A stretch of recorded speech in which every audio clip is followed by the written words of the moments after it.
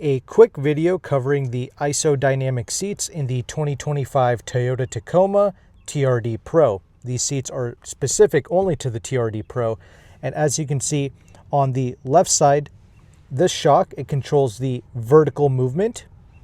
On the right side, it's the horizontal movement in the seat. I also have the manual and also the IsoDynamic seat air pump. I will show you how to use that in a moment, but just looking at the shocks themselves, okay, we have two settings right here.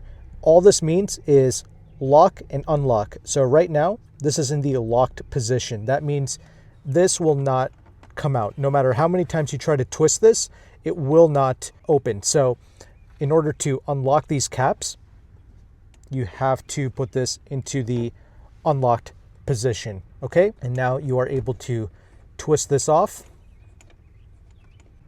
And same thing for the other side. Okay, now you'll see a reading on these gauges. Okay, this is the PSI that you want to set these seats at, depending on your weight. And to see that, we'll have to refer to the owner's manual. But for right now, it's really simple to reset this. All you have to do is kind of stick your nail in there, and then it'll just reset to 0. See that? Very easy. Now it's been set to 0. It's empty now. Page 148 in the owner's manual, it will show you pretty much everything you need to know regarding these IsoDynamic seats. All right. On the next page, this is where you're going to get the readouts for the PSI that you need to set these shocks at for your weight. Regarding the horizontal shock absorber, okay, I am 175 pounds. For low speed off-road, it should be set to 20. High speed off-road should be set to 30.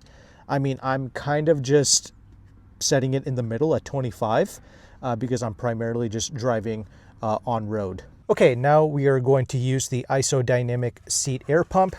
Get this out of the case. And this is what we have here.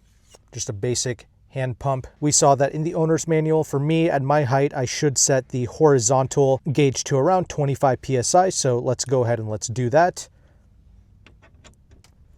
Just put this in clockwise, screw that in, and we just turn this on. Takes a moment, and now we just hand pump this. Now I'm going to give it one pump. All right. See that kind of going up there, almost at 20, and now we're a little bit over. So now we're at around 27.5, a little bit more, but that's fine. You kind of get the idea here, okay? So that's been set. Now we can take this off and put the cap back on, all right? That's really all there is to it. And this is going to, once again, handle your horizontal movement when you're going off-road.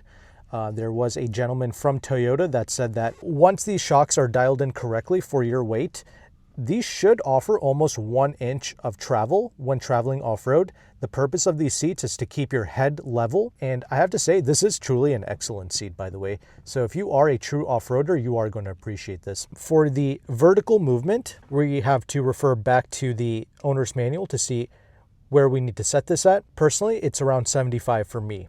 Okay, so you can adjust that to your liking. And it's literally just the same exact procedure. You just put this in clockwise, turn it in, and give it a few pumps. So I have it set to 76.5, so that's good enough for me. Now I will remove it. Once again, you just put the cap back on and lock it in place. Okay, now if you have the air pressure set too high and you end up in that dynamic kind of area of the gauge, you don't have to worry. Your shocks are not going to be destroyed or damaged. Toyota reassures that in the manual. So you don't have to worry.